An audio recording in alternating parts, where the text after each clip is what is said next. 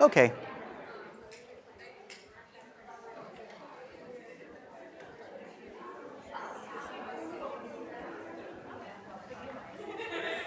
Hi, Will. How are you?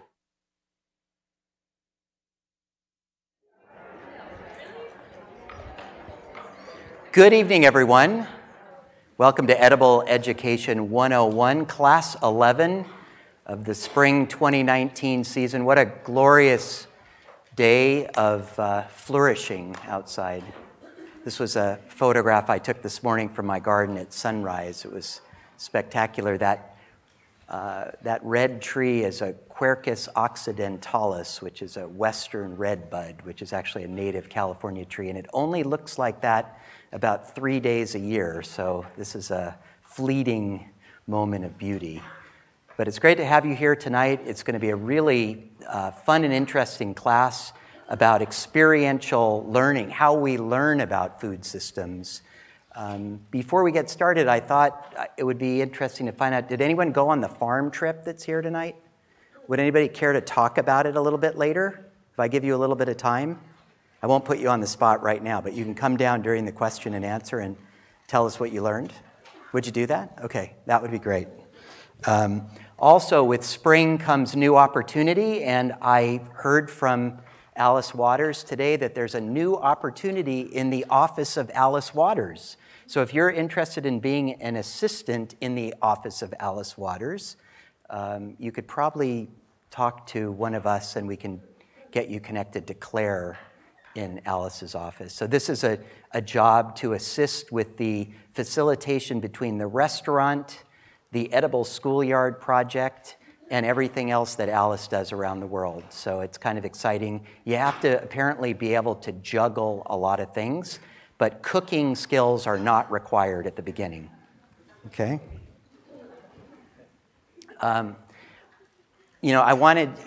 Each week I like to take a little peek at the news. Remember a couple weeks ago when Cliff Bar ran the full-page ad in the New York Times trying to get their competitor Kind Bar on board to go organic with all their ingredients? Remember that big hubbub?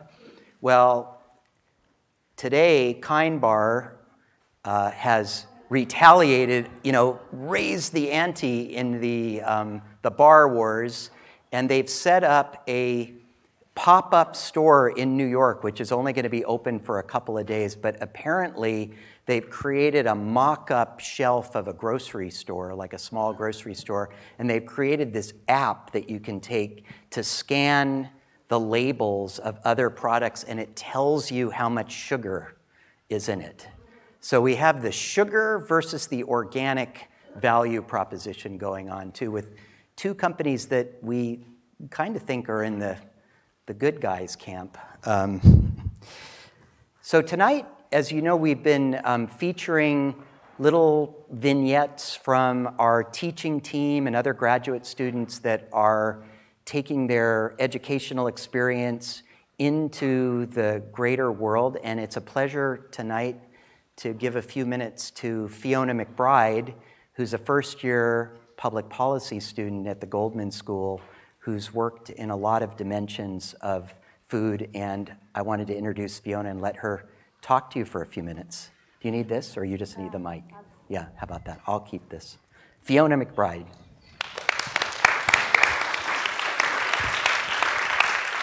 Hey, everyone. So you probably recognize my face from class. As Will said, I'm a first-year Master in Public Policy student over at the Goldman School. And I've always really had a passion for food since I was a young child. I really love the way that food bridges our basic needs with something that connects us to community and culture and maybe even spirituality. But it wasn't until college that I really connected food with social change. And the way that happened is I saw a need, along with many other students, to address the food access issues on my undergraduate campus. And so we created a veggie box program that was subsidized for staff and students that couldn't afford healthy food on campus. And that was sort of my moment where I knew I wanted to take action in the food system. So after I graduated school, I wanted to really get in the weeds, quite literally, and I farmed on a sustainable livestock farm for about 6 months. And for anyone who hasn't farmed, is interested, I highly recommend it. It really grounds you in food systems and gives you a lot of tangible learnings. So after farming, I moved on to a food access nonprofit, worked there for about 4.5 years. And that was when I decided to go to graduate school. And I think there were 2 main reasons for that. One was that I was working in communications, and I really wanted to get into the meat of the work through policy and programs work. And the second thing I saw was, at least from my organizational perspective, there were a lot of disjointed programs happening, serving people struggling with poverty. And I saw that policy would be an opportunity to sort of formalize and extend these programs to more people and for longer periods of time. So that's why I came here. And then so far, it's been a really special experience. Berkeley is an amazing place if you're interested in food, as you all know. From the classes to working with the Berkeley Food Institute, I've had a really wonderful time. And I really feel like I'm building the skill set I need to do the next phase, which is hopefully working in local government or at an advocacy organization doing food work. So this summer I'll be interning with the SF city government in their human services agency and working on sort of aligning SNAP and WIC to better serve low-income San Franciscans. So that's kind of my story. And if you have any questions or want to talk policy and food, I'm here. Thank you.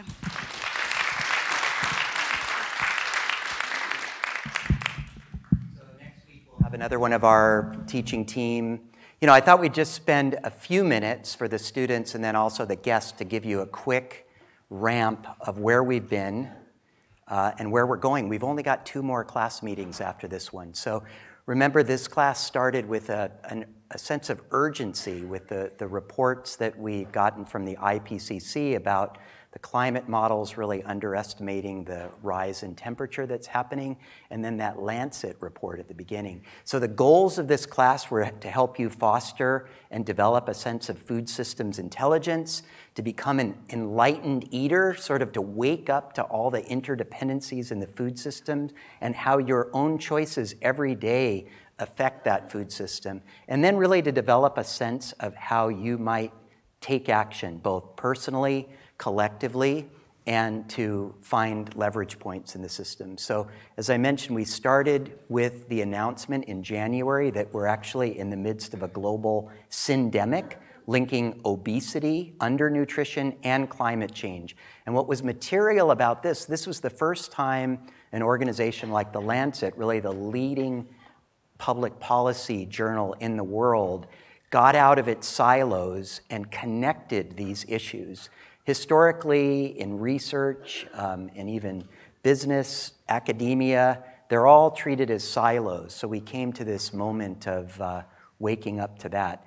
Also, you remember we talked about food really being at the nexus of personal health and planetary health, and really being a leverage point to reduce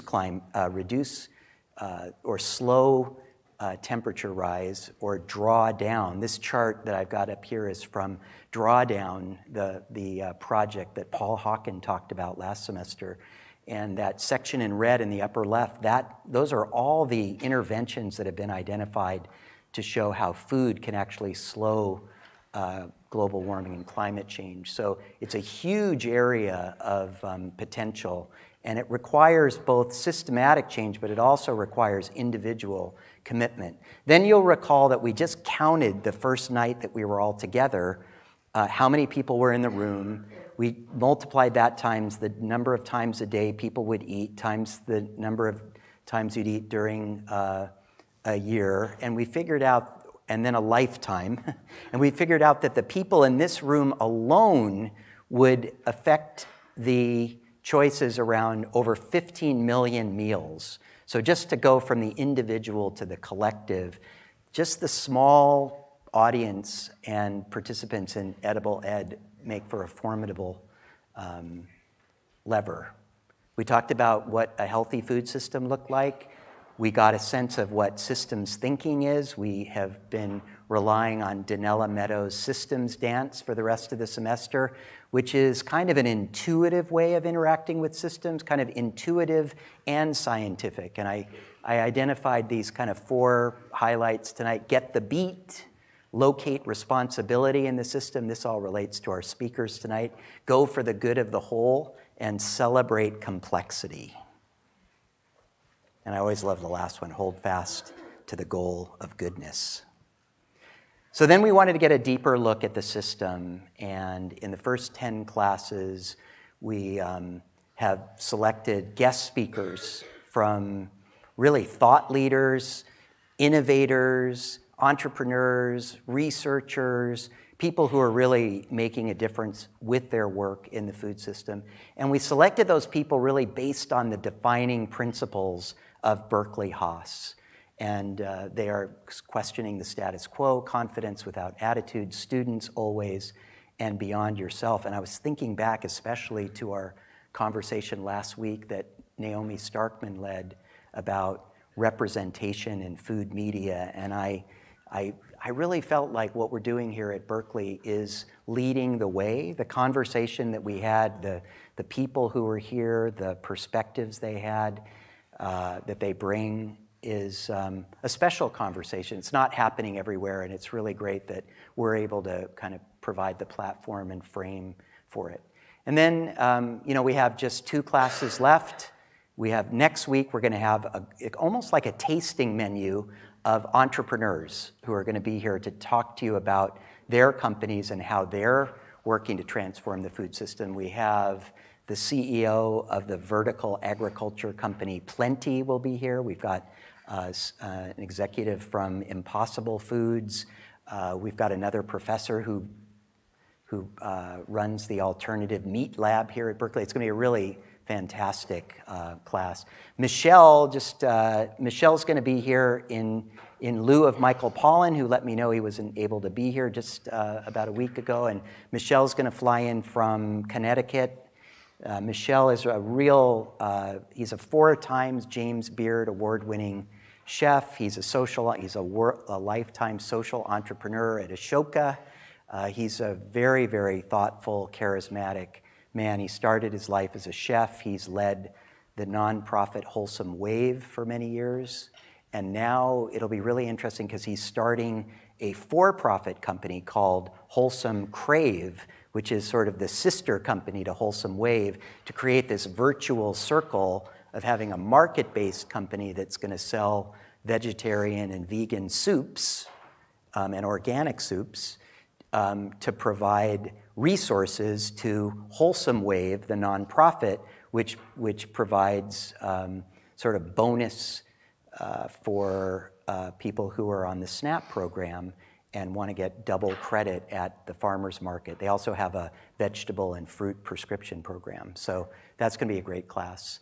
The other thing was, we've talked a lot about entrepreneurial manifestation in this class. And tonight, both Carolyn and Fabrizia, I think, just embody this cycle of kind of following their curiosity, immersing themselves in a problem and an opportunity, reflecting on different ways to bring a design and an approach to a problem, integrating that, and then creating an educational program. So tonight, the question really is, what are the ways we learn to understand food systems? What are the ways we learn sort of to do it with intention and to do it intuitively so that it moves from the intellectual to a deep kind of embodied understanding. And I think the work that both of them are doing is fantastic in that way. So I'd like to introduce you to our first guest tonight. Carolyn Federman is a local hero. She's a member of the ecosystem that has spawned or been spawned from the Edible Schoolyard Project.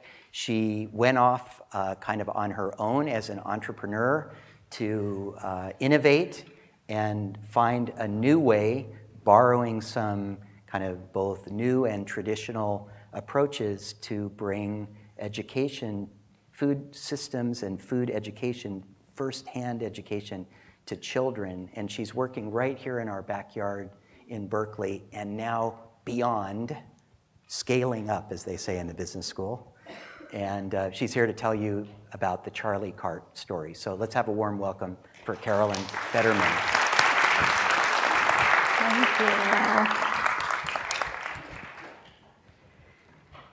All right, this is my first time using one of these clickers or slides, so I hope that you will be rooting for me. Okay, so as Will said, I'm Carolyn Federman. I am the founder of the Charlie Cart Project, and I am also a Cal grad. Yeah. And super bonus trivia number 3, I am also part of the team that created this class way back in 2012. So it's really an extra thrill for me to be here talking with you this evening. So thank you, Will, and thanks all for having me. The mission of the Charlie Cart Project is to make food and cooking part of every child's education. I don't think I need to convince any of you guys why that's important, because Fiona said it really beautifully, and it sounds like you've been doing a lot of talking about that throughout the class, about becoming or creating enlightened eaters and helping kids make the connections between food health and the environment. Additionally, I really believe that kids should be empowered to have basic cooking skills to be able to prepare a meal for themselves. And I think that all of those things together are how we are going to, or a big important part of how we're going to create an informed citizenry and change the food system. So this is not a new idea, obviously, and I was really fortunate to work with Alice Waters for more than 10 years in the Edible Schoolyard, and I saw firsthand the impact of that program across Berkeley, across the entire city, actually, as more and more kids went through the program and that information filtered up and down through the city. And I also raised 2 children through the Berkeley Public Schools, and so I saw the impact of the Edible Schoolyard right in my own home. So what I noticed with all of this work is that it's working because kids are getting hands-on exposure to food. They're getting more involved with food. And there's really no dedicated place at most schools for that to happen.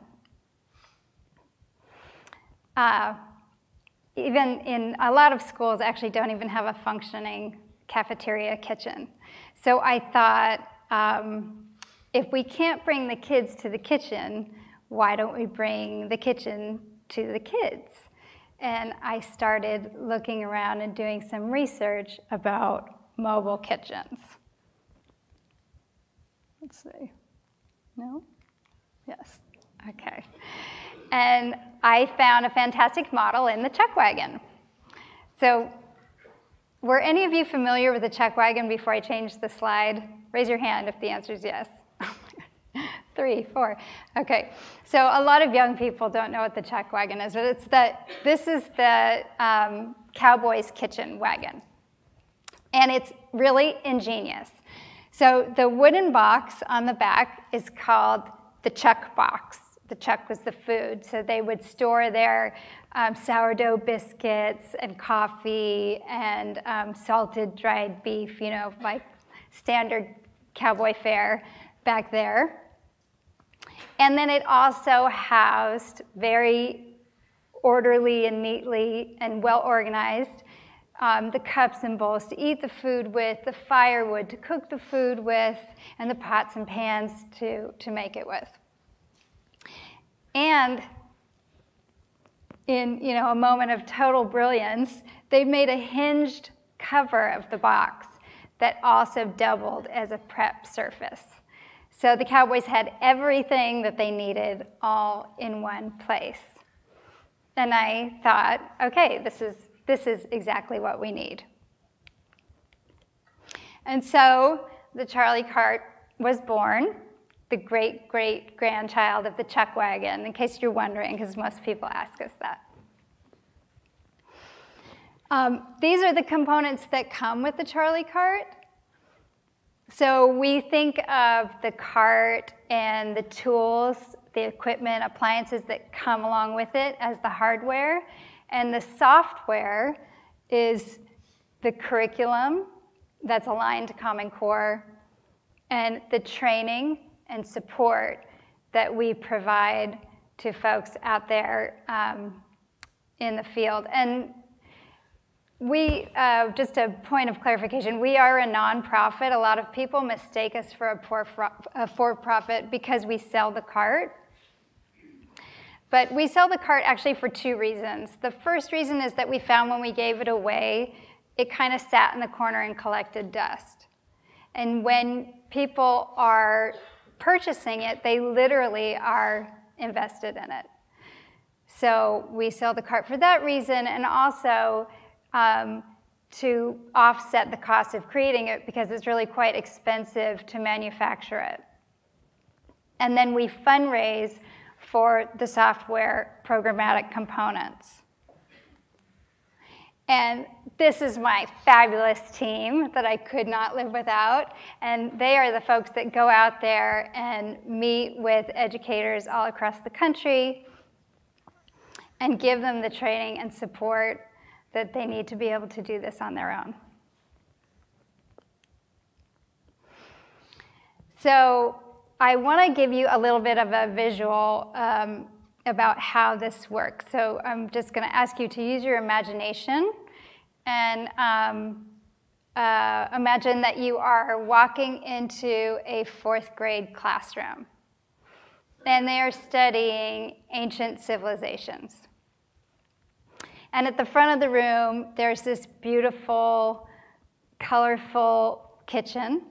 And the kids are in groups at tables, and there's ingredients. They have mixing bowls and avocados and things. And then the teacher is holding molcajete, the traditional Mexican version of a mortar and pestle.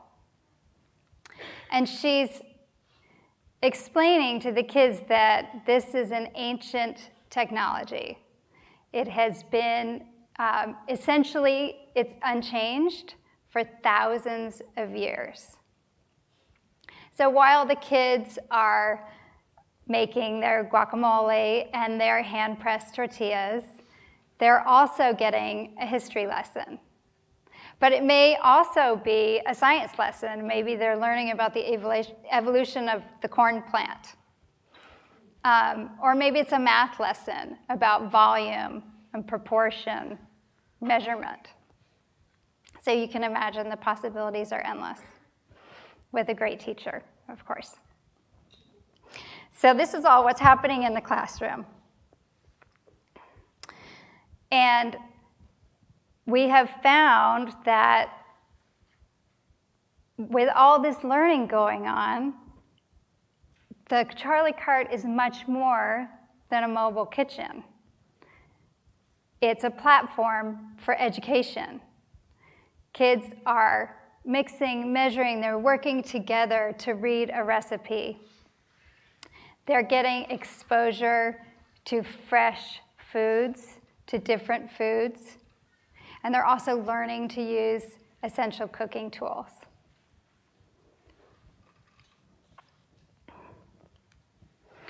And so where is all this wonderful food education taking place?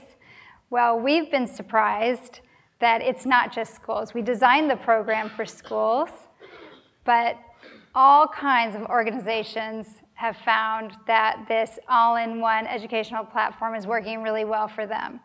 So we're working with many, many schools, but also food banks, libraries, farmers markets, you name it. And it's really the educators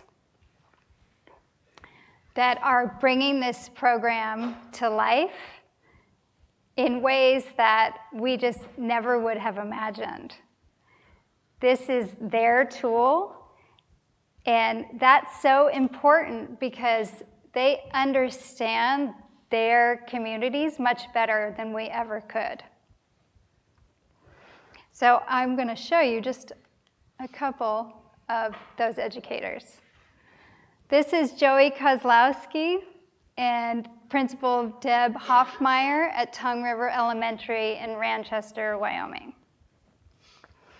Joey loves to teach math on the Charlie cart because he says that cooking brings math to life in ways that nothing else does. It's a practical application that kids can use again and again, and at the same time, they're getting this other practical skill of cooking.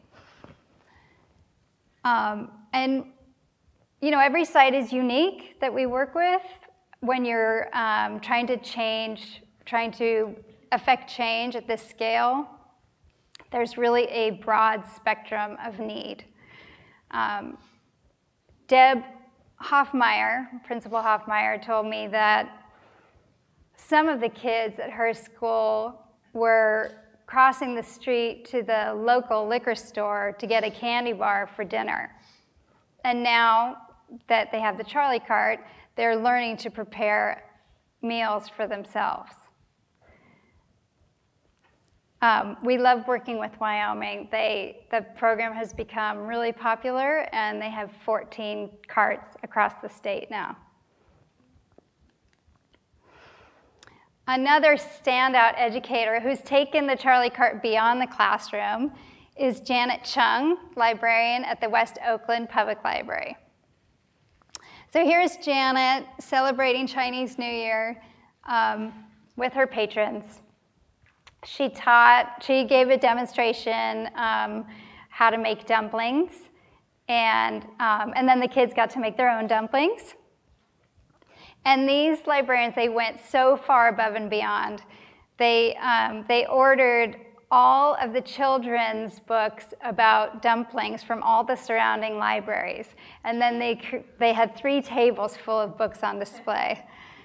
And then they went to the local grocery store in Oakland, the Foods Co., and they took pictures of the aisles where the ingredients could be found. And they made a full-color map of basically the recipe. You know, here's the recipe stapled to this map of where you can find the ingredients. This is what the ingredient looks like and where you can get it.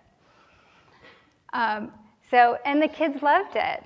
They absolutely loved it. When the wrappers ran out, they were just eating the vegetable sauté by the forkful by itself. So that program was a big success.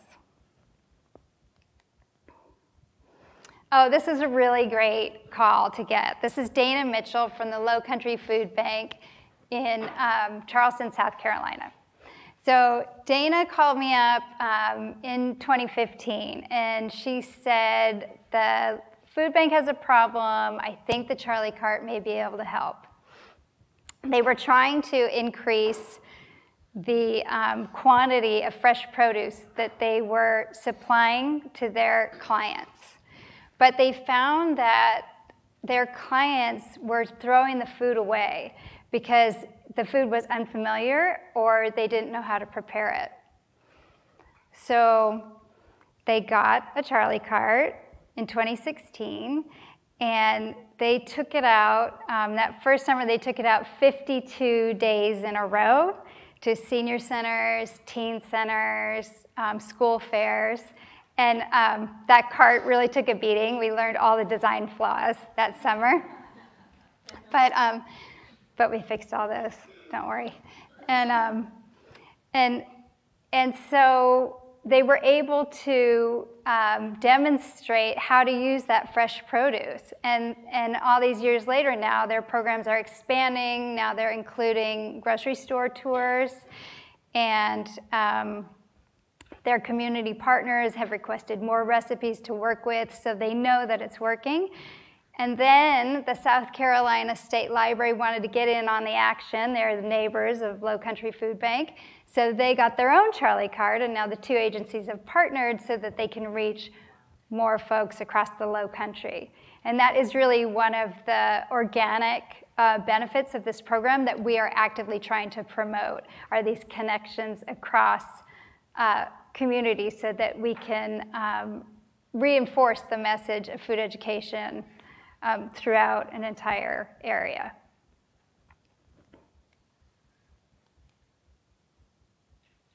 And these are just a few of the educators that that we work with. And again, the beauty of the cart is that it works for everyone, no matter the region, the economy, the culture, or the constituents. And so we have people all over the place doing this work.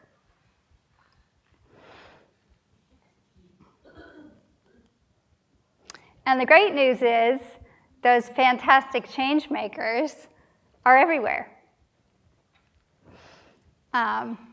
These are catalysts for change in their communities. And we're just giving them the tools to make it happen.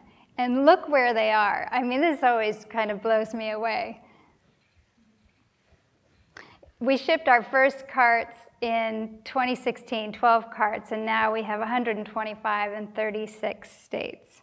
So that gives me hope that there are people all over this country embracing this work and making this investment in their communities. Now, I think you have the picture that adults really dig this program, but it wouldn't work if the kids didn't love it too. And we find that they do. We took a lot of care in designing the Charlie cart. It's eco-friendly, it's compact, it's bright and appealing, and the tools inside are really especially selected for kids. We wanted them to be smitten. We wanted them to see it rolling down the hall and think, what is that thing and when can I get my hands on it? And we find that they do. They do have that reaction because kids innately respond to care and integrity. They call it Charlie the Cart. So we know it's endeared itself to them. So just getting back to the classroom, to the kids, and to the food. These second graders in Savannah, Georgia, have just finished making their own butter, and they've mixed in herbs from their school garden, and they can't get enough of it, of course. And if we think back to the fourth graders making their tortillas, now they're eating their warm, fresh tortillas with delicious guacamole on top. And they're asking for seconds and thirds and fourths. And what is really happening here? These kids are opening their minds to new foods and new ideas. It's happening right in the classroom, and it is going to change their lives. Thank you. Thank you. Thank you so much. Thank you, Carolyn.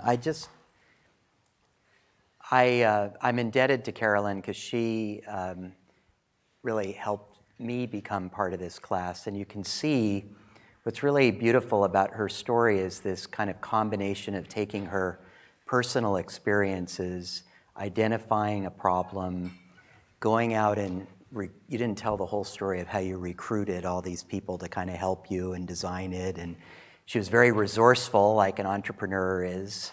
And then she tested it and she prototyped it and iterated and made it better. And now it's got this natural momentum. This idea of bringing the kitchen to the children is just so beautiful. And it's a simple innovation. It's based on something that was proven 100 and something years ago. So I love that too. Some of the best innovations are based on things that are borrowed from another time or another culture and made relevant today. So this is a really inspired solution. It's definitely evoking people's passion and energy. It's kind of unlocking that. And as far as I know, there's like no computer chips or screens anywhere near it. So that's pretty cool too for a high-tech innovation.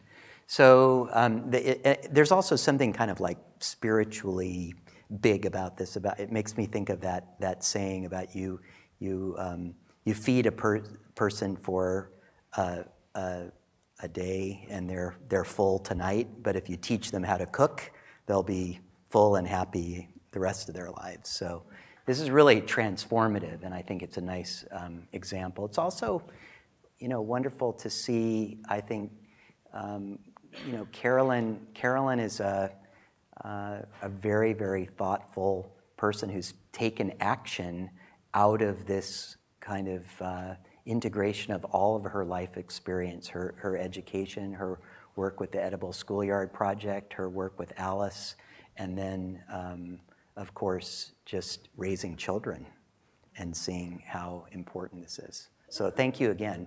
And if you're interested in an internship, there's one available. That would be a wonderful way to give back. So I thought it'd be interesting tonight to share another model, another kind of innovative model of experiential learning with you. So instead of bringing the kitchen to the students, this next example brings the students directly to the farm. And we're really delighted to have Fabrizia Lanza here, all the way from Palermo, Sicily. She came the furthest of any of our speakers this year.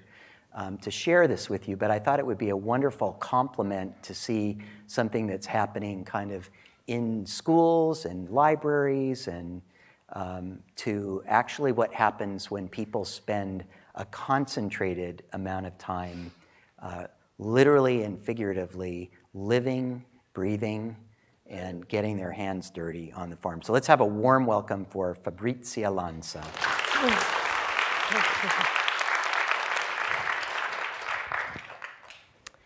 Thank you, Will. Thank you to all. I'm quite nervous. And so I will have to read the notes because thinking and being nervous at the same time is nearly impossible for me. So yes, I came all the way from Sicily. Okay, no, this is not me. The other one. Okay, so this proves my... Okay. I'm so happy to be here. I mean, you are the best of the best, and I'm very excited to be sharing. I hope in half an hour I will be able to say all the things I have to say. So I live in Sicily. This is a view of the farm where I live, and this is Casevecchie. Casevecchie is an old farmhouse in the center of the island, and it's where I own a cooking school that was started by my mother 30 years ago. It's a small operation. It's a cookery school, and we cook 90% of what we use for our cooking. So it's within a large farmland. This is my team. Not all of it, but most of it. And I am happy to show it because it's an interesting mixture. We have 4 people working on the land. We have 5 people working in the kitchen and with the hospitality, and 5 people working in the office. And it's a very interesting mixture because half of the people are from here, from America and the UK, and half are from Italy and from Sicily. And so my mission since this moment is exactly to bridge the gap between a world outside of Sicily and Sicily, which, as I will show, are very, very different.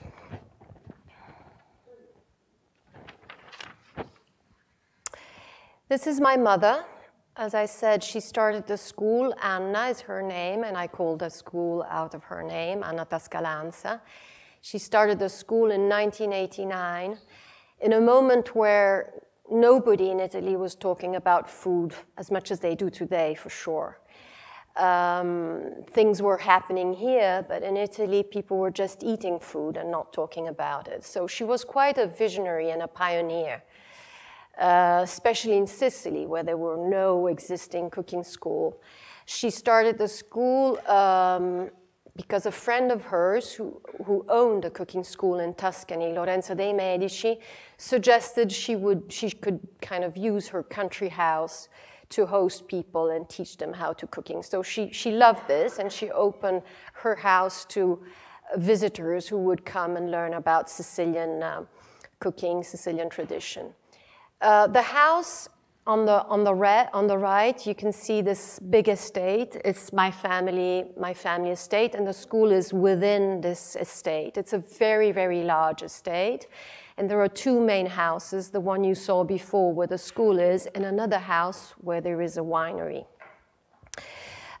Basically, the winery and the school are still two family businesses that are within the same estate. And they all come from the same source. These two guys you see there are my grandparents, Giuseppe and Franca Tasca, who had 4 kids, Anna, my mother, Costanza, Lucio, and Rosemary. And out of these 4 kids, we had 12 grandchildren, and only 2 of us are actually engaged on the farm. Alberto, my cousin, who is taking care of the winery, and myself, who is taking care of the kitchen. We're talking of 2 very different type of operation, although they're both in the family. My cousin Alberto produces 4 million bottles of wine, so it's quite a big operation, while I can host a maximum of 12 people at my cooking school, so it's a bit different. And this is the view from the kitchen, from the cooking school. We're surrounded by vines, of course. 4 million bottles of wine need to be done somehow. And olives, olive groves, almonds, fruit trees. It's a typical view of a countryside in Sicily. And this is to say that I live really immersed in an agricultural reality. There is a lot of farming going around us. There's a lot of small producers. And so inevitably, the first thing I did when I started working here was to look at food from an agricultural perspective. There was no way I could eat or cook stuff without knowing how this stuff had been sown, grown, and processed. I come from a completely different background. I forgot to say that. I'm an art historian, and I used to be a museum curator. So nothing of what was around me was something I knew.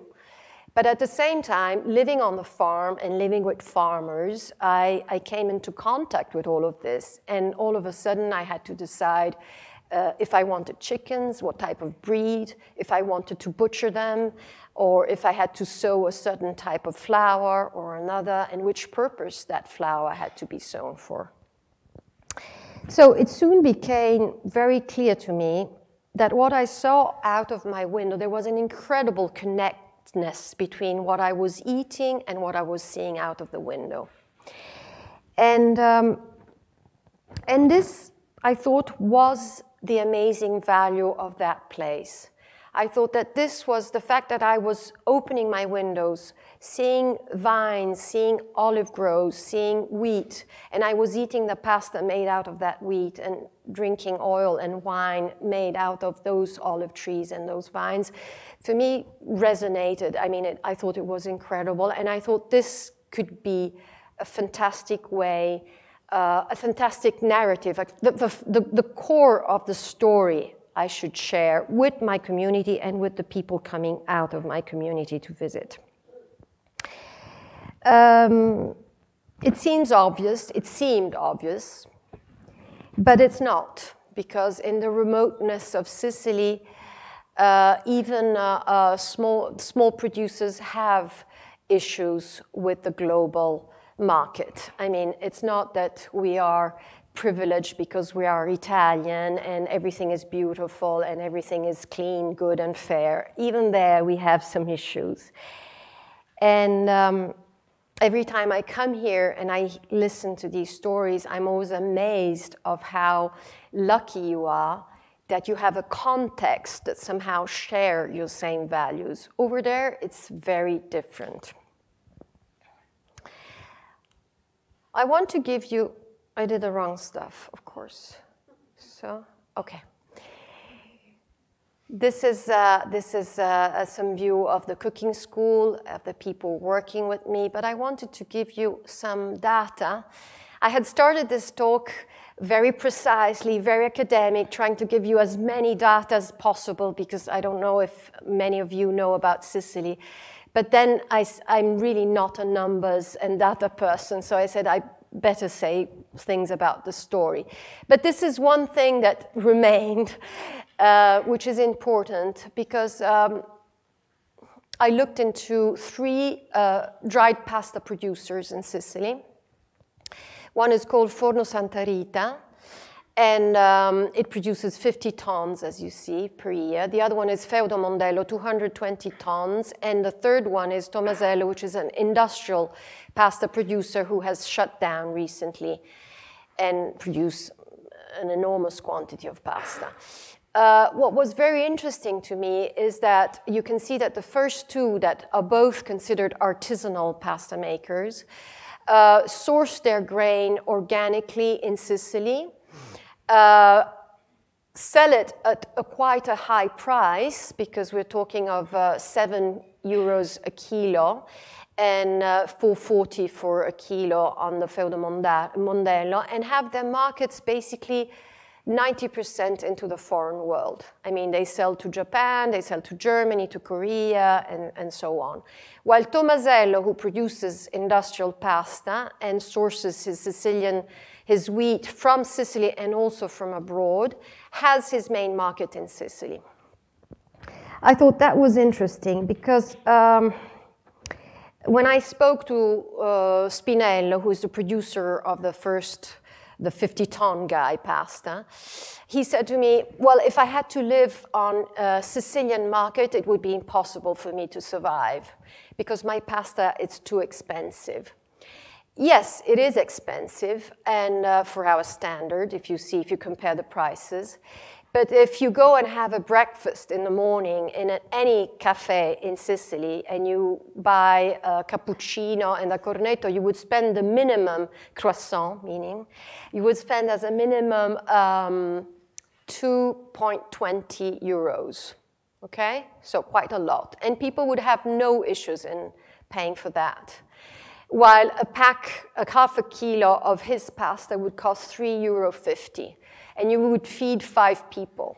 So basically you would pay 50 cents for one dish of pasta. And that's a problem. People would not spend that money.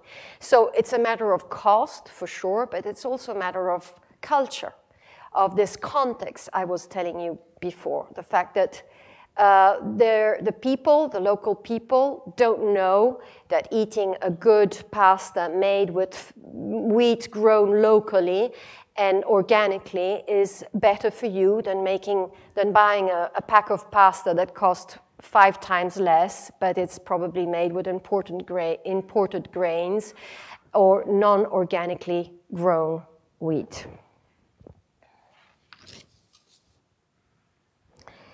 So that doesn't mean that we have to have a world of Borgo Santa Rita, of Spinello guys feeding us. It's difficult to think that we are we need to get rid of the industry. And I don't want to fall into that game, because of course we need also big numbers.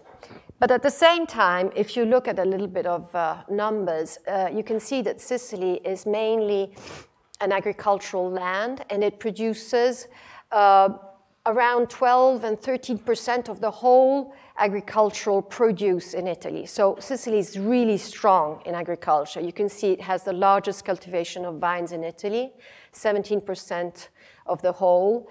It's the 3rd Evo producer behind Puglia and Calabria, and the 1st producer of citrus, and the 2nd larger producer in Italy of milk and cheese after Sardinia. So it's a big farmland. Farming in Sicily is still nowadays extremely important, as you can see over there. 26 million days of work, 105,000 people. But what's very interesting to me, it's that the average farm is 6.3 hectares, so very small farming, and this is what I'm interested in. We don't have, in no ways, the geography to produce an industrial-scaled farming, how do you call it, big farming. So this is what we need to support, we need to look into, and to understand how they can survive. Again, this is another huge topic I can't deal with here today, how big can be fair and how small can be sustainable. But for sure, the guy who was producing the 50 tons of pasta is not only selling his pasta, he's also restoring the village he's producing his pasta in that was abandoned and now is starting to get back to his good old shapes. He's actually baking bread with traditional Sicilian wheats. He's using a starter which was traditionally used in Sicily. So he's adding value to his pasta. It's not just a pasta per se, but he's kind of recreating a whole system around his production, which is, to me, very important. So farming is hard because to be sustainable and to survive with this type of land and this type of numbers is very hard, as we have seen. And most of the small producers have to sell abroad what they produce in order to survive. My point is that one of the problem is the money, as I said before, but it's also the cultural aspect. People will not invest more money to buy the better pasta. And I think that if we have a small farming system, that's super important, but it can survive only on quality-based products, which have to be expensive. And if the local communities does not understand or know what we're doing, there we have a problem. On top of this, what does not help is the huge split in values between the international community interested in food and the local community. I call it a split, but maybe it would be more correct to call it misunderstanding or even better, romanticizing. And I mean with this, the demand of foreign people coming over to Italy and to Sicily and assuming that everything is perfect and assuming that we're all kind of the perfect model and that everything works and that we're all eating wonderful food and perfect food. Well, it's not like this, and that doesn't help.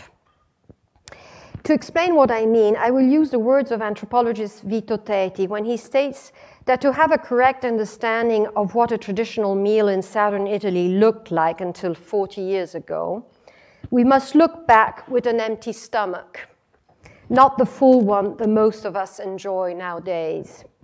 This would give us a better idea of how things worked and were felt at a time when modesty and frugality were often not a matter of choice, and the agri-food system was not easy or painless for the majority of the people. This explained to me the enthusiasm of a 40-year-old student coming from LA, while sitting at my breakfast table, considering that not one single food item offered at that table was coming from further than 20 kilometers from the school on one side. And also the daily fight I would have with Giovanna, our housekeeper from the nearby village of Vallelunga, who insisted on buying bananas for the same breakfast. I soon realized that those two different ideas of seasonality and wealth, there were two different ideas of seasonality and wealth behind that breakfast. For Giovanna, as for most of the local people, having produced from the land was a reminder of poverty.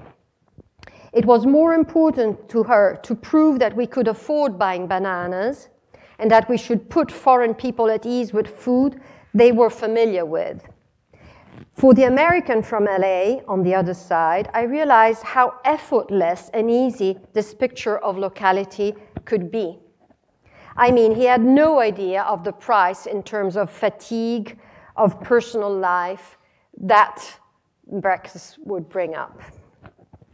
Being in between those two totally different perspectives on food has become my story, my endless source of questions and research. Why was Giovanna ignoring the bounty of the land on one side? And how could I demonstrate to the people coming from the outside of my world the challenges behind our local food system?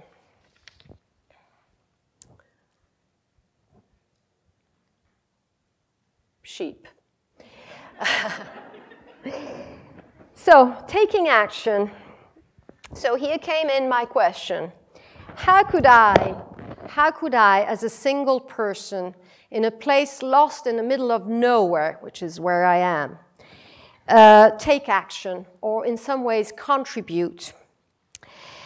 I came up with a few solutions, a few models that somehow have been quite successful so far, and which are still, of course, in an evolutional process. The first one was to build what I call a non-polluted narrative, meaning about farming and producers, and face people to the fact that this bounty has a cost, which is not only in terms of money, of course, and that we need to be aware of it in order to make good food choices. The second option was, the second point was to mirror the value of our food tradition for Giovanna and the local community, building up with them the pride and preserving the know-how around it. I figure out the model of participatory tourism involving local and tourists in the same practices, giving to the locals the pride in their heritage and to the guest a way to feel actively engaged in the preservation of that heritage. Third, by creating immersive educational programs which allow students to experience, think, and taste the local food system and translate their experience into global solutions. And last but not least, by producing and sponsoring documentation on Sicilian and Mediterranean culinary practices. So after the lovely guy had had his breakfast, the LA guy, we went to visit Filippo. Here he is, the shepherd who lives nearby my school, who makes the ricotta I offer at my table. After this confrontation with Filippo's reality, I don't think the bite of ricotta of the guy from LA ever tasted the same. Filippo is a shepherd who owns a flock of 500 sheep, a local breed of sheep. He works on the farm with other 2 people. There are 3 in total to manage these 500 sheep. 2 of them are milking, and Filippo makes the cheese. He makes the best ricotta ever. He used the milk to milk all these sheep by hand. And now, a few months ago, he came up to me saying, my arms are sore, I can't do this anymore, and he bought a machine. He does not have a single day of holiday. You have to milk a sheep every day. He loves his job. He inherited from his father. But will his son continue? Big question. The practices that make their cheese good and unique, sheep going out to pastures every day, hand milking, daily ricotta making, create difficult work environment. There's no way you can look at that type of work and that quality and not think, what is the future of this type of doing that? I don't have an answer to this. I mean, I won't go and substitute Filippo every day, but I can bring the people who come at my school and show them and produce an awareness that they have probably some issues in finding in other situations.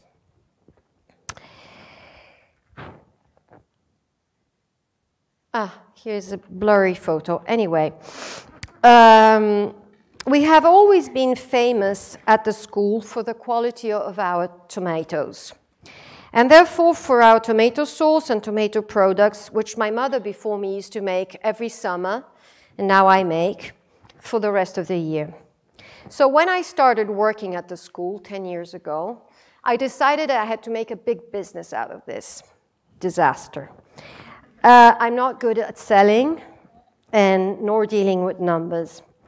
And I realized that my aim, instead of selling a jar of sauce, should be finding the reason why we should continue making it, as we have always had. So I have opened this practice and have had people coming over and sharing this experience, understanding the value and time behind this traditional practice. This, to me, was much more valuable than having my jar of estratto at Dean and DeLuca. I call it participatory food tourism, since not only they are enjoying a holiday, but they are learning a skill, and even more, being part of a community project, they are actively preserving one of our heirloom cultural practices, which is endangered. Similar programs run all year round and are about honey, bread baking, foraging in various formats. On the other side, I knew that this was the way I would give the tools to the locals to reconsider their own resources, recognize the value in the work they do. Immersive food education. This is Cook the Farm, a 9-week program we started 4 years ago. And it's an immersive food educational program which provides students with a comprehensive appreciation for food production that leads to a critical perspective on food, empowering awareness of self and surroundings in relation to food. It is an immersive course in the sense that these students are living in a village nearby, and they are exposed to Sicilian life and food production, offering both practical and theoretical lessons. The goal is to have a critical understanding of food producing, engage individually with food, and it's also to learn to have a critical thinking and find tools to enable self-directed learning after the program. So it's very important that we we think, we talk, and we discuss about what we've just seen. I have a few minutes, so I will go a little bit faster. Obviously, the final idea is to confront local system and global solution. While students learn with each other about what is going on in the local Sicilian food system, they also connect with the local community and create a bridge for the locals to a wider audience. This year, we had a project with the University of Palermo, the Department of Agriculture, and for a week-long project, the students went off together to interview local producers and bars and restaurants and in the local village where they stayed for 9 weeks. It was very interesting what came out, but I will say it in another day, maybe. The last adventure is the newly created Food Heritage Foundation, which it's sustained by the school. It's a non-profit initiative dedicated to the collection, exchange, and promotion of Sicilian culinary knowledge. The main goals are to valorize local gastronomic practices through a multidisciplinary approach that acknowledges traditional know-how, investigates current agricultural practices, places emphasis on collective and individual food stories from the past and the present. I think it's too late to go over with the documentary. Yes. So I go to my conclusion. My main ingredient is memory. I like to finish with this phrase that was pronounced by a Michelin star chef in Sicily called Pino Cuttaia, who has a restaurant in Licata, one of the ugliest cities in Sicily, that has become a destination through his food. I like to end with this idea because I think it is very significant that a Michelin star chef is putting back food on a personal level, taking it away from the fussy, unloved way food is treated on TV, advertising, on many restaurants, or, which is even worse, in the head of many young chefs. And also, I like this idea because talking about memories and of his relation with his mother, presumably his first teacher, Pino has meant to take food into a major perspective as part of a whole system, a lifestyle, which is so much more than a recipe and a procedure. This all goes into the direction I'm most interested, meaning food good for the soul, mindful food that nourishes you and feeds the collective memory, not the food others want us to like. This is what I want my guests to experience at my school, and since I believe that the body has a much more intelligent memory than our brain, this is what they will take home with them, a good memory of food to use as a compass to detect in their own homes the right food for them, the food that will certainly nourish their soul. So the change is on, and we hope to be part of it. Thank you. Come on over here now. Yeah. Thank you. That was wonderful. We'll sit over here. Yep. If you want to stand up real quick, stretch, we'll have a little conversation. Fabrizia, why don't you sit there? Carolyn, you can sit here. I'll sit between you.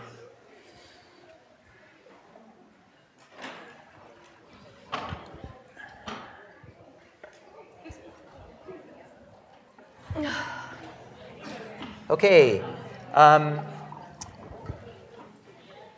Can the student, I wish I knew your name.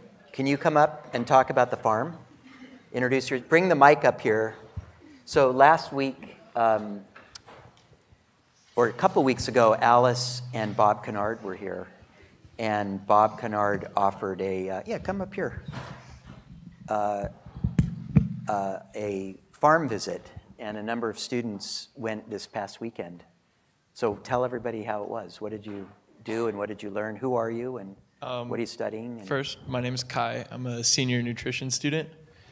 And the past week we took a visit to Bob Kennard's. It was like Kennard Family Farm. It wasn't Green String Farms, which is his main farm. And the first part of the tour was led by Bob. He showed us his couple plots of land. It's pretty small. And it doesn't look like much when you first roll up. It's kind of like, where are the plants? Where's the garden beds?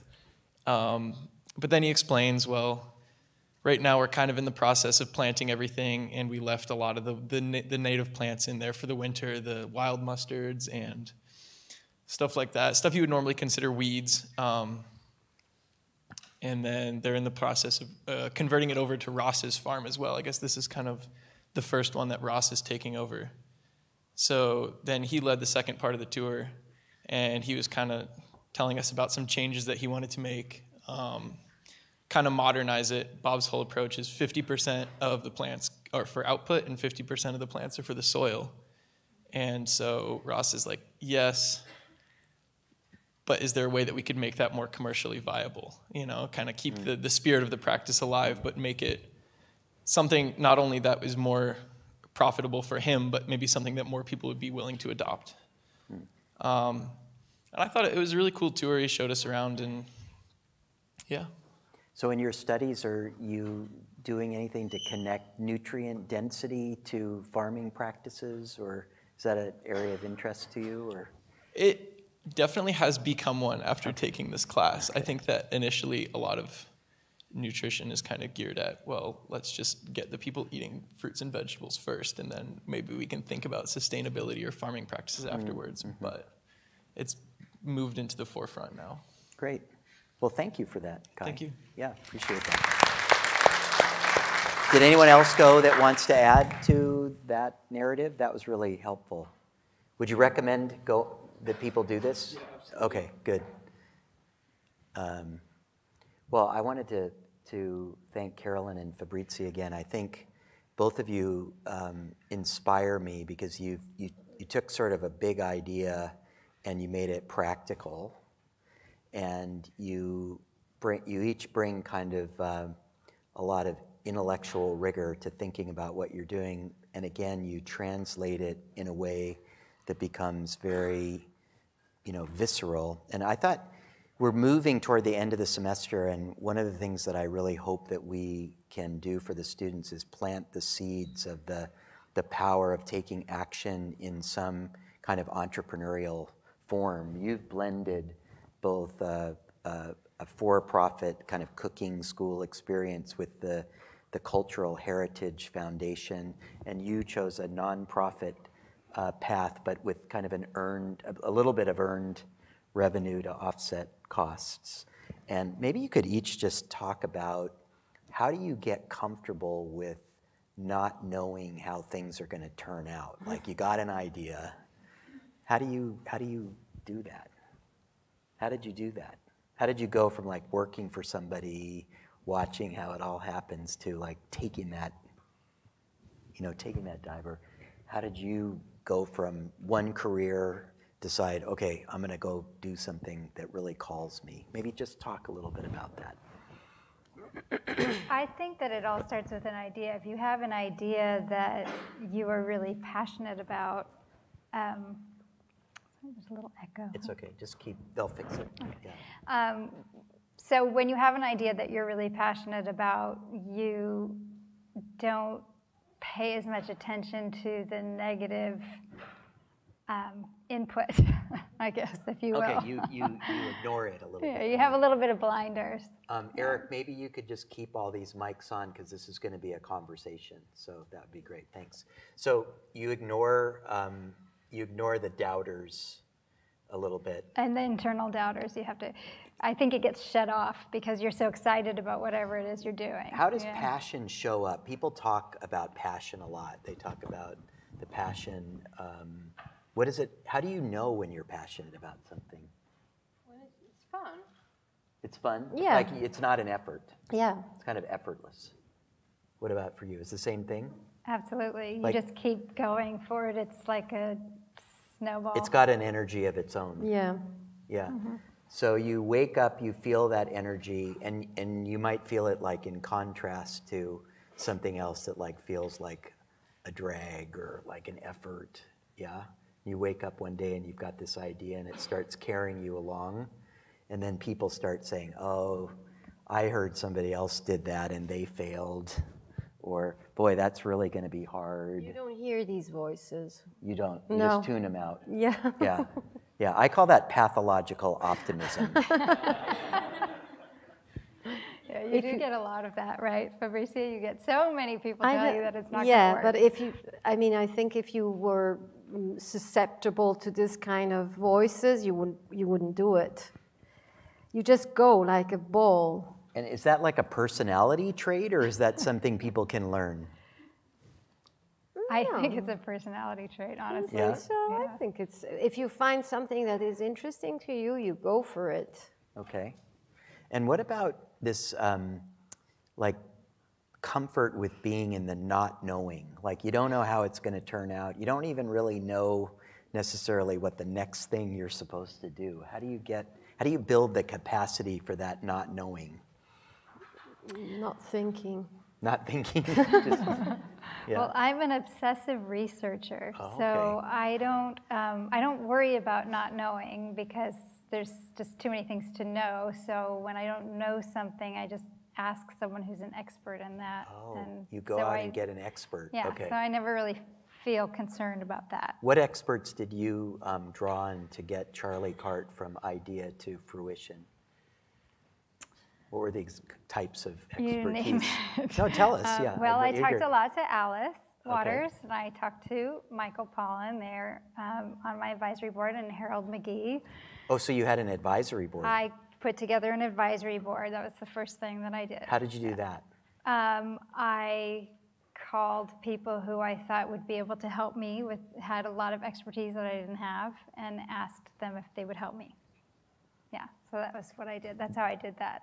And then How did you convince them that you were like committed to the idea, that you were going to really use their time effectively? Well, there's a couple of tricks to that, I think. I got a certain amount of the way forward with the project before I invited people to be on the advisory board, so that established that it was actually happening.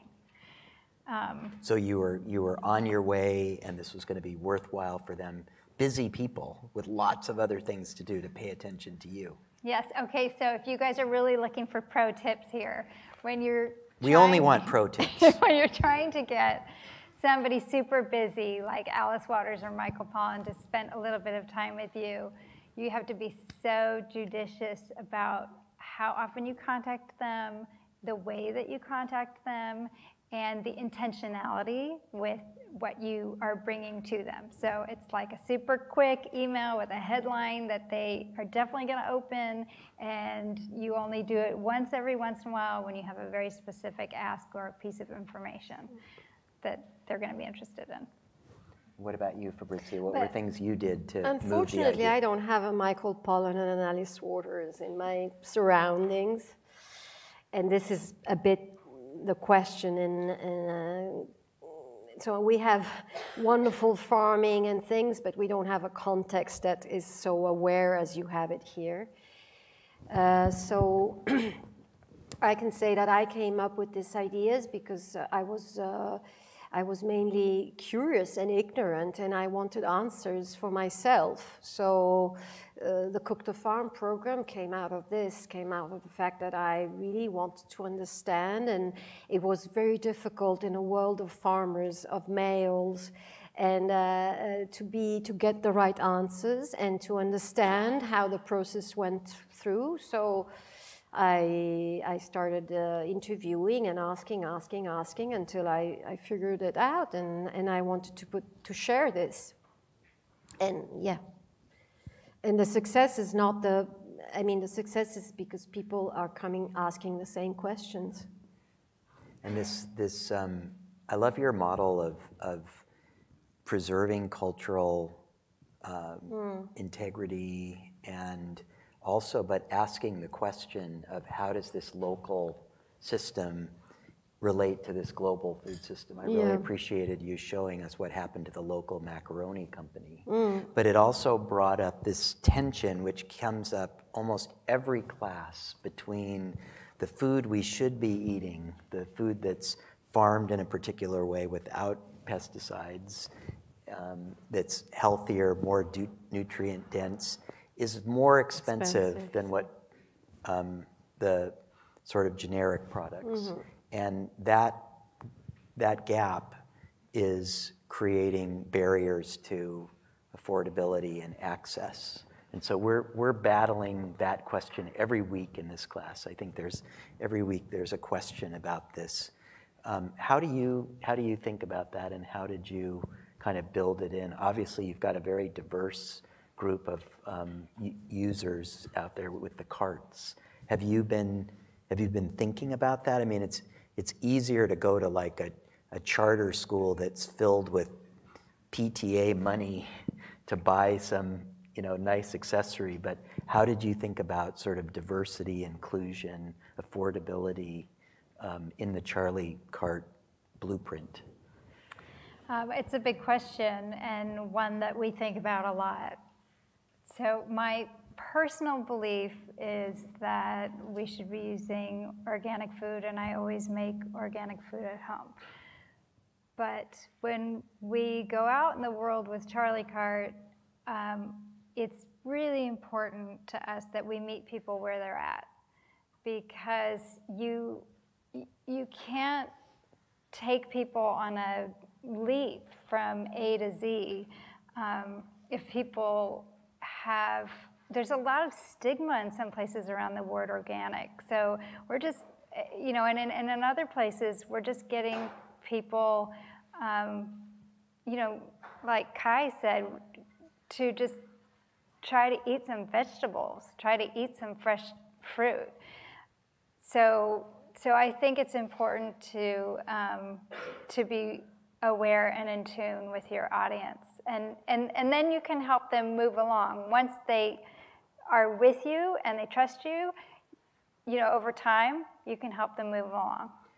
Stephanie Kruger, are you here tonight? Are you here, Stephanie? Okay, maybe Stephanie. Stephanie had a question kind of like this. I'm gonna read it just to insert it here. For Carolyn, you wrote a book that empowers children to tackle cooking as young as 8 years old, and are a major advocate of the holistic effect of learning by cooking with food and understanding food as a scientific instrument in a sense. What does the curriculum offer in terms of perspectives on farming and using organic vegetables, and how do you deal with the issue of income disparities of children whose parents perhaps can't afford to buy organic vegetables at sustainable farms? Is this a topic that's ever approached, or do you leave that to the individual site? I guess, how do you address that in the curriculum?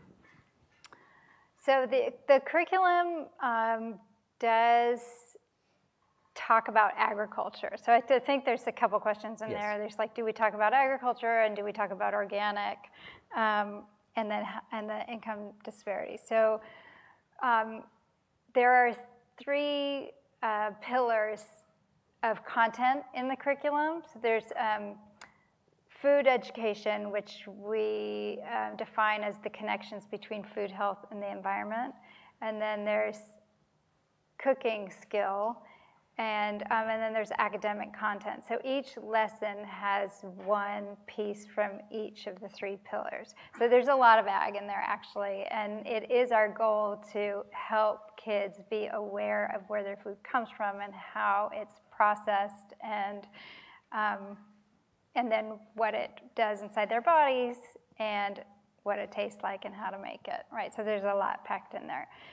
In terms of organic in the curriculum, again, there's only a couple of places specifically in the curriculum where we do call out organic, and that's with citrus and strawberries, because we know that there's so much pesticides in strawberries and on the skin of citrus. So, and then the third piece was about income disparities. Yeah. So, we actually train a lot of educators. So, up to today, we've trained about 500 educators in a lot of different environments. So, we do have to be sensitive about that, even if the curriculum itself does not touch on that. So again, just reiterating, we're meeting people where they are, and we are designing recipes that are made with really common, lowest cost produce, like carrots and cabbage, ubiquitous things that are easy to get and inexpensive. And we try to be really sensitive about that, and not harp on the organic thing when we're with educators that are clearly not connecting to that concept yet. Thank you. I thought your that cultural tension disparity between Giovanna and her perception of what would be perceived as hospitable was so interesting. So this guy from LA, like, what happened to him? Well, he left. Okay, but I mean, was he like transformed? Will he never eat a ricotta again? I think so. Yeah, I think so.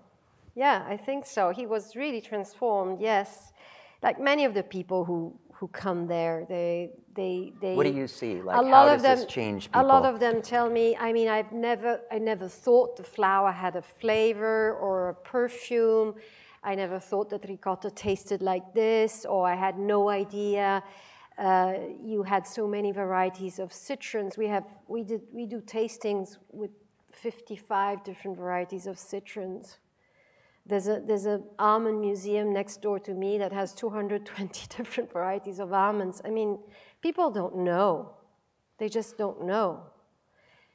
And if you associate this incredible biodiversity that exists in Sicily with the cultural kind of integrity and intensity that is still attached to the use of these things, it blows your mind. We need to go. Make sure. Well, we need to have Samine be introduced to you so she can think about going there for her future episodes of her program, but because she's kind of become that ambassador of going to places where there is artisanal production going on and bringing to life the nuances of what only a local environment can bring. But she's also keenly kind of protective about the opportunity to create economic opportunity that preserves the cultural heritage. I mean, in speaking with her a couple weeks ago when she was here, she talked about that. She talked about that, now that she has this media platform, it has extraordinary reach, and it can have an impact on a micro producer like that they've never experienced in their life if they can get the macaroni, available. So I thought of that when you talked about the local and the global, because the global media is so pervasive now, but the production of these products is so unique and special.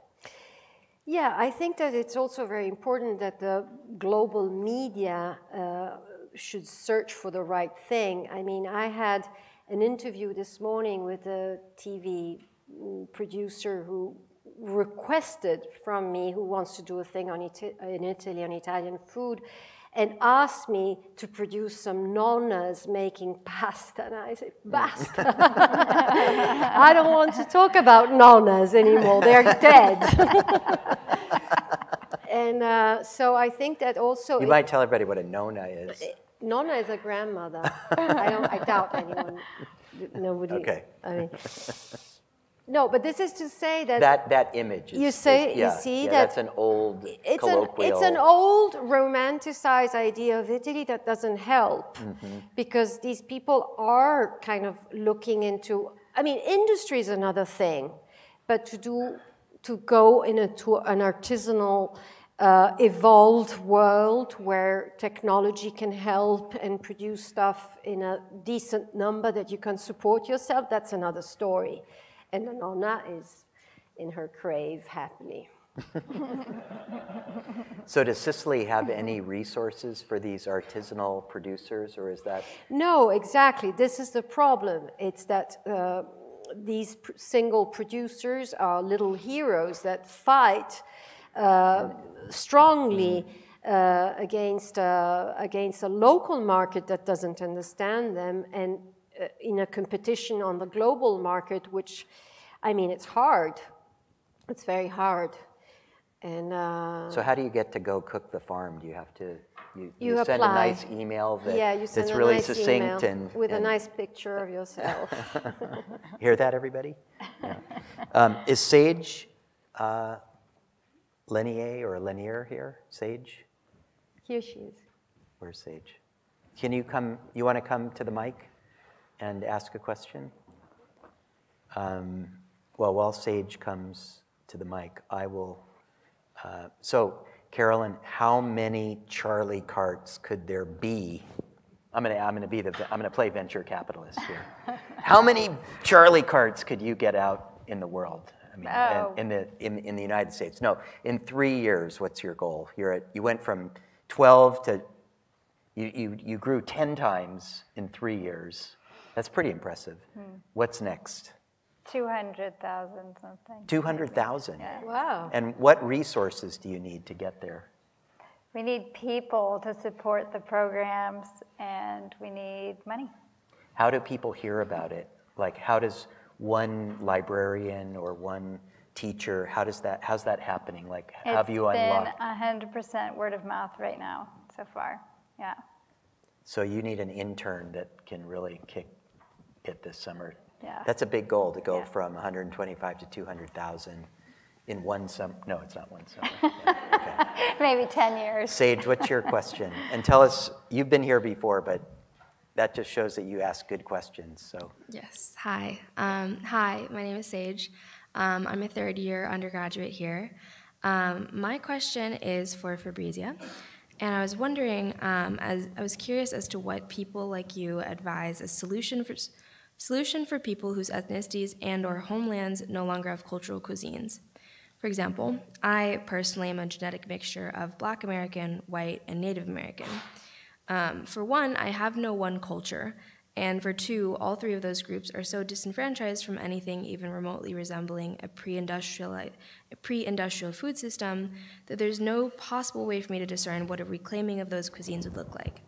So if we are to return to traditional food systems in order to pull the most significant individual lever we have in addressing rising temperatures on our planet, what of those of us who have no traditional food systems? Thank you. We ask good questions Yeah, here at really UC good Berkeley. question. Yeah. Really Thank you, good Sage. question. Thank you, thank you. I would say that traditions are a bit overrated in the sense that there's not this blindly going back to tradition. There's not a sacred tradition that sits with a big T at our backs and to whom we have to go back to. I think that the main thing is to find inside of you what makes you feel good. And that this disconnection is probably the main problem, not the non-tradition. Because we all have inside a little compass that tells us where we need to go in order to feel good, eating that thing or not eating that thing. I mean, I come from a very traditional culture, but when people ask me, so is this traditional? Is this authentic? Is this, I ask, but traditional from when? When does the tradition start? The tradition start, for me, the moment I feel comfortable with that food. And why I feel comfortable with that food? For a million reasons, but not because it's written with a big T and it's the tradition. It's because it reminds me of my mother, because it reminds me of the smell in my house, or because it reminds me of the sea. I used to live next door.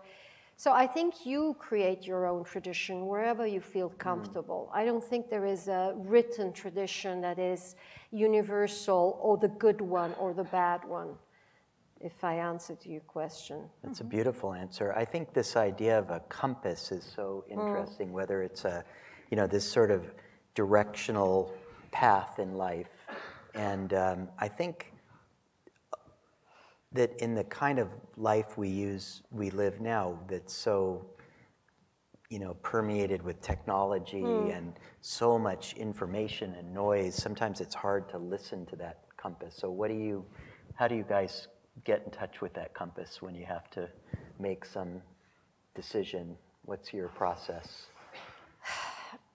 It's a matter of confidence, but all of cooking is a matter of confidence. I mean, again, if we're not talking of what I call the fussy cooking of restaurants and all that stuff, cooking is a matter of being in a good balance between what you need, what you would like, your desire. So it's a profound thing. It's a practice. So we try at the school. I mean, I see this, that a lot of the people who come at the school are intimidated and are somehow disconnected, and it's all about re-speaking that language with simplicity. You don't need much more. And I started drawing 3 years ago. And it comes out that I am a natural. I had never taken a pencil in my hand, and I had no idea I knew how to draw. But it's exactly the same. I think we all know how to draw. We just need to do it. That's really inspiring. Thank you. That's beautiful. Yeah. What about you, Carolyn? Where do you go, or what do you do to kind of listen to your inner compass as a guide and leader of this initiative and movement in your life? Well, cooking is also, for me, really meditative, and I like to go out in the woods and go hiking. That's really where I can think clearly. But I also really enjoy conferring with my team. I find that I learn so much from them, and when we go out on the road, I learn so much from the educators that are working on the Charlie Cart, and that really fills me up. That's wonderful. Anybody else have a question tonight? If you do, you can come to this microphone or that one. We don't get Fabrizia or Carolyn only once here, so this is your chance. I know everybody likes to come down afterward, but there's a lot of, that courage level is somewhat sometimes tamped down here. But here's one. Oh, great. Hello. Hi. Hi, introduce Good evening. yourself. Hi. Thank you both very much for being here. My question is... Can you tell us who you are? Sure. My name is Liv Johansson, and I am a third-year undergraduate studying environmental economics and policy. And my question is about the way that people of different ages respond to being taught how to cook. I know that for a lot of children, the thought of cooking is just something that their parents do, and it's something they may not want for themselves, that it's an extra burden, it's an extra task. For me, when I cook, I feel like an alchemist, like I feel like I can do anything. But I could imagine as a little kid that there would be a lot of resistance to that. That leads into an adulthood where you feel like cooking is done by others for you. So I'm wondering if there is sort of a sweet spot where you change the narrative, and if so, is that the Charlie card, or is that bringing people to a new awareness of what they can do with their confidence, whether it's Cook the Farm or at your program? Thank you. Wonderful question. That is a great question. So I thought we were studying in a chronological order. I think what happens at the school is that the narrative is about simplicity, as I said, and it's a very homey environment. So you're not cooking on a stage, you're not staging your food, but we're all cooking and we're all eating what we're cooking, which is very important.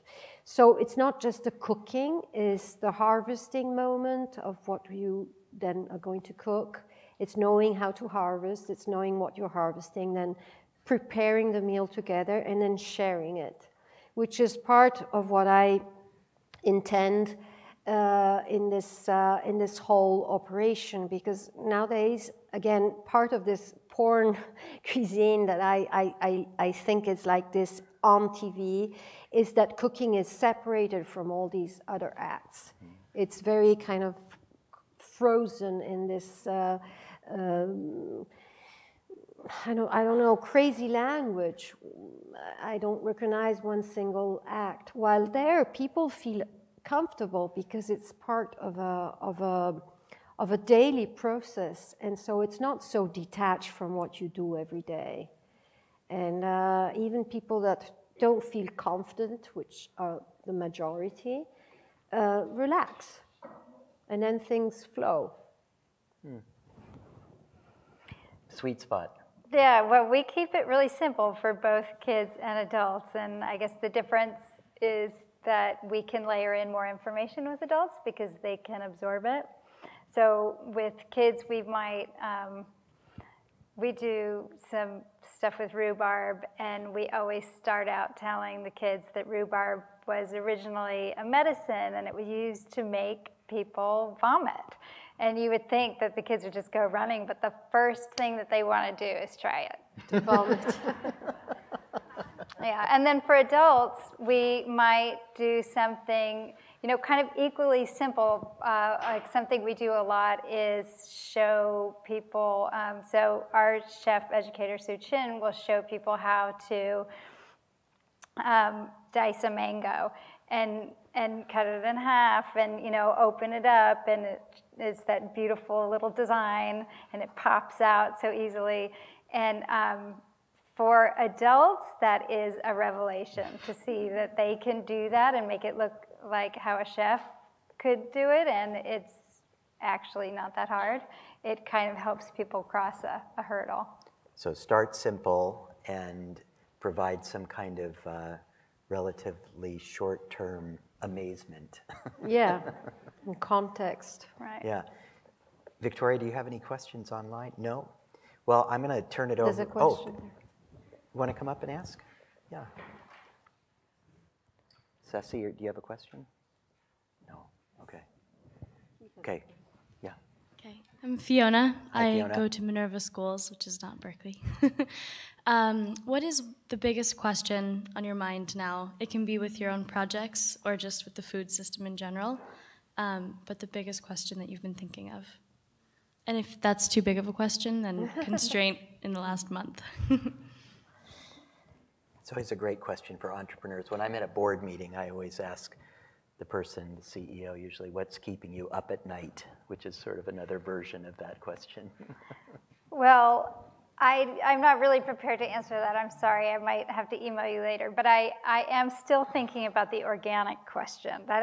If I'm being honest, that's the biggest question that's on my mind right now, because it does get asked a lot, in this class. And I'm still really thinking about that. And one thing I want to say is I know you all are thinking about what you're going to do to take action as part of this class.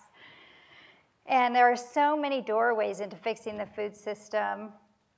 And I know that our part is just one part. And I think that it's really important. One of the critical tasks in front of all of us now is to collaborate, to coordinate our work so that we can move our collective food agenda forward. And so I would just hope that as you go forward designing those projects that you would think about incorporating collaboration, because that's the only way we're going to get anywhere. And it does get to the organic question, because we can't fix it with the work that we're doing. It's going to take all of us from all those different doorways to really address moving our entire food system to organic. That's great advice. What do you think? So for me, the big question is, how can I have this nonprofit working? Because the nonprofit is fundamental. My idea is to find resources to have PhD students or researcher coming over and actually studying and understanding and producing data on our food system, which requires a huge amount of research. And there's really a well of knowledge that needs to be detected. I want to say also one thing about adding to what you just said. It's true, the collaboration, but I also invite you to take action and explore other food systems, because this one is fantastic. I mean, it's the best place. I always come here and I find people like you and I love it, and I think you are so advanced. But the rest of the world needs you. And it's important that you go and see how other food systems work. And I mean, I badly explained the clashes of our food system, but I invite you to come and see them and actually compare and collaborate also with the other side of the world, where there are completely different issues. And sometimes from here, since you're such a huge country, there is the possibility that you kind of romanticize or misunderstand or kind of, overlap your model to ours, and it's not always the same stuff. Yeah. So travel. Thank you. Thank you. Did you have a question? Yeah, come on up to the mic. This will be the last one tonight, and then we're going to have to make the answers to this one kind of concise. So go ahead.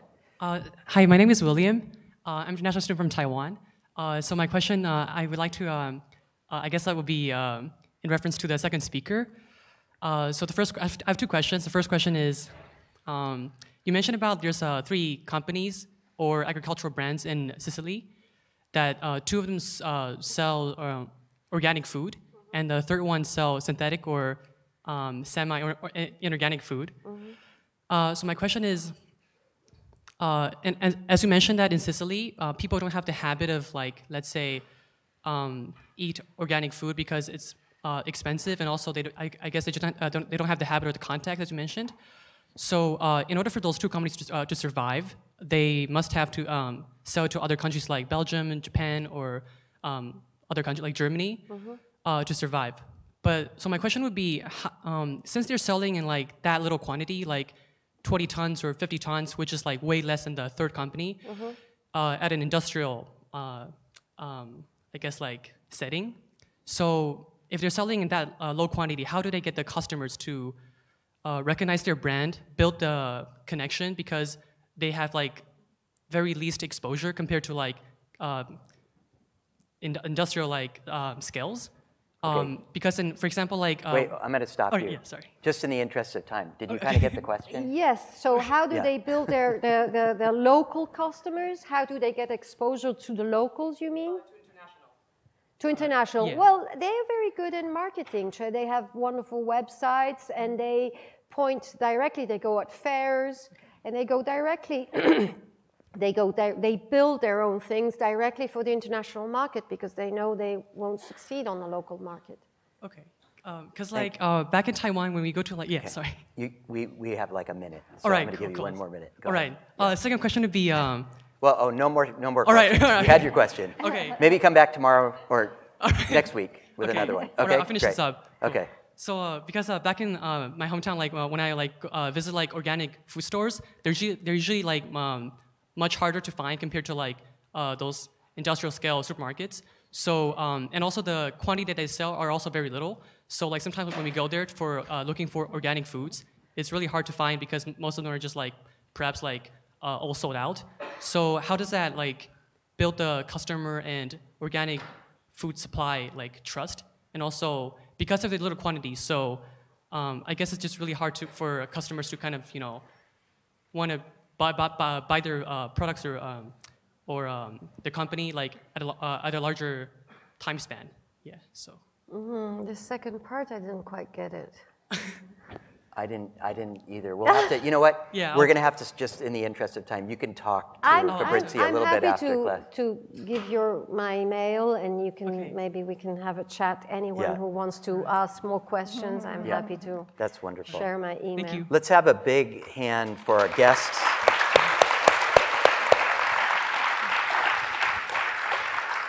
And it's your favorite time, and Victoria has a few announcements for the class. So wonderful conversation tonight. I'm Thank not sure you. if it's just me, but I feel like I started off class like super hot and then ended up freezing. Okay, announcements.